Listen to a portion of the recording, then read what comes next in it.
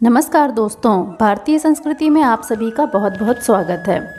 दोस्तों, नवरात्रि के दौरान देवी दुर्गा की अंगभूता 10 महाविद्याओं की साधना वही साधक करते हैं जो तंत्र मंत्र और गुप्त विद्याओं पर सिद्धि प्राप्त करना चाहते हैं। अघोरी, साधु और तंत्र मंत्र के साधक महाविद्याओं के अनन्य भक्त होते हैं और इनकी साधना से उन्हें अचूक सिद्धियों की प्राप्ति होती है। माँ आदिशक्ति हर रूप में अलौकिक हैं। 10 महाविद्याएं काली, तारा, छिन्नमस्ता, षोडशी, भुवनेश्वरी, भैरवी, घूमावती, बगलामुखी, मातंगी और कमला, ये सभी माता के ही रूप हैं। इस समस्त संसार को चलाने वाली परम शक्ति माँ भगवती पृथ्वी के हर कण में विद्यमान हैं। स्वयं महाकाल शिव अपने अस्तित्व को शक्ति के बिना अधूरा मानते हैं। माँ भगवती से उत्पन्न हुई 10 महाविद्याओं की उत्पत्ति में भगवान शिव की भी महत्वपूर्ण भूमिका है, क्योंकि भगवान शिव ने ही एक बार माता पार्वती को तंत्र मंत्र और उनके अनेक सिद्धियों का ज्ञान दिया था, जिसके फलस्वरूप माता ने समय आने पर स्वयं को 10 महाविद्याओं के रूप में अवतरित किया।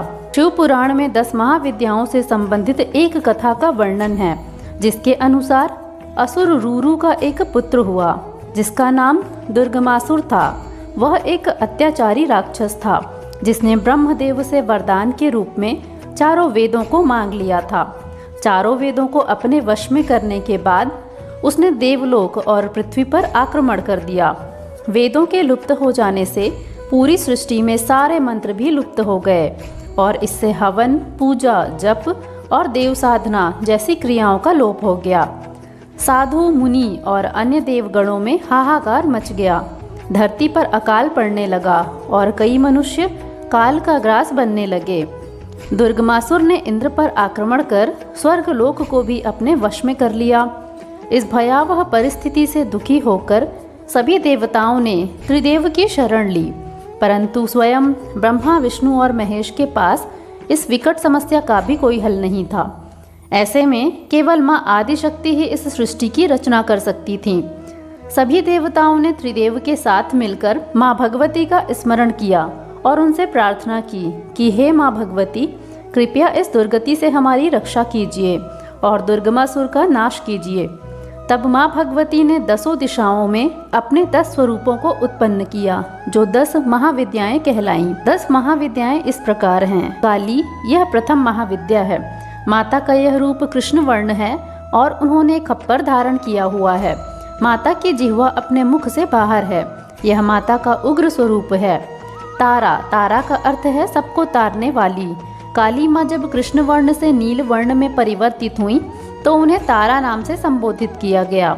माता का यह स्वरूप उग्र और सौम्य दोनों भावों का समागम है। छिन्नमस्ता, यह माता का उग्र स्वरूप है, जिसमें उनके एक हाथ में खड्ग है और दूसरे हाथ में स्वयं का कटा हुआ शीश है। इनके कटे हुए स्कंध से रक्त की 3 धारा बह रही है, जिससे उनका छिन्न मस्तक और उनकी 2 सखियां जया और विजया रक्तपान कर रही हैं। षोडशी, यह माता का अत्यंत ही सौम्य स्वरूप है। इनकी छवि श्याम, रक्तिम और स्वर्णिम वर्णों युक्त प्रतीत होती है। माँ षोडशी को तीनों लोकों में सबसे सुंदर माना गया है, इसलिए उन्हें त्रिपुर सुंदरी के नाम से भी जाना जाता है। भुवनेश्वरी, माता का यह रूप सौम्य है। ये संसार के सभी ऐश्वर्य की स्वामिनी मानी जाती हैं। इनका रूप माँ षोडशी के समान है।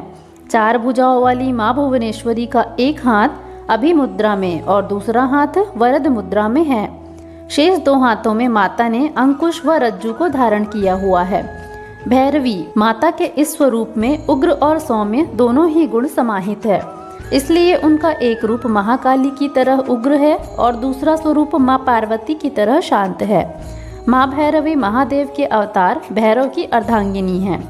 धूमावती, माता का यह रूप धूम वर्ण अर्थात धुएं के समान है। माता का यह रूप एक वृद्ध विधवा के समान है और इनका वाहन कौवा है।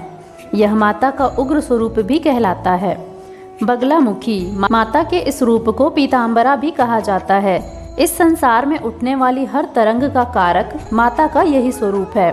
माँ बगलामुखी माता का उग्र रूप है। मातंगी, शिव का एक नाम मातंग है और मातंगी शिव की अर्धांगिनी है। हरितवर्णी अर्थात हरे वर्ण में अवतरित हुई माता मातंगी चतुर्भुजा हैं। माता के इस स्वरूप ने लाल वस्त्र धारण किए हुए हैं। यह देवी आदिशक्ति का सौम्य स्वरूप है। कमला माता का यह रूप सौम्य है। इन्हें तांत्रिक लक्ष्मी के नाम से भी जाना जाता है। इनका संबंध तंत्र, सिद्धि, समृद्धि और सौभाग्य से है। माँ कमला कमल पर विराजमान हैं और अनेक आभूषण धारण किए हुए हैं। इनका स्वरूप स्वर्णिम है। माँ के इन 10 रूपों और दुर्गमासुर की विकराल सेना के बीच घमासान युद्ध हुआ। यह युद्ध 9 दिनों तक चला और इन 9 दिनों में पृथ्वी पर प्रचुर वर्षा हुई, जिससे पृथ्वी पर फैला अकाल समाप्त हो गया। 10 महाविद्याओं ने दुर्गमासुर की संपूर्ण सेना का नाश कर दिया और अंत में ये 10 महाविद्याएं एक रूप में समाहित हो गईं और दिव्य प्रकाश से युक्त एक देवी ने अवतार लिया, जो कि सिंह पर सवार थी और अपने एक हाथ में त्रिशूल धारण किए हुए थीं। इस दिव्य रूप में प्रकट हुई देवी ने दुर्गमासुर का वध किया। चूँकि माता के इस अवतार ने संसार को दुर्गति से बचाया और दुर्गमासुर का नाश किया, इसलिए उनके इस अवतार को दुर्गा नाम से पुकारा जाने लगा। दोस्तों, तो यह थी माता भगवती से उत्पन्न हुई 10 महाविद्याओं की कथा। नवरात्रि में इन 10 महाविद्याओं की आराधना अत्यंत ही फलदायक होती है। माता के ये स्वरूप आपके जीवन की हर दुर्गति को दूर करते हैं और आपको हर तरह की विद्याओं में सिद्धि पाने का आशीर्वाद मिलता है। दोस्तों, इस नवरात्रि में भारतीय संस्कृति पर आपके लिए ऐसी ही कई और पौराणिक कथाएं भी उपलब्ध हैं। इसका आनंद लेने के लिए जुड़े रहें इस चैनल से।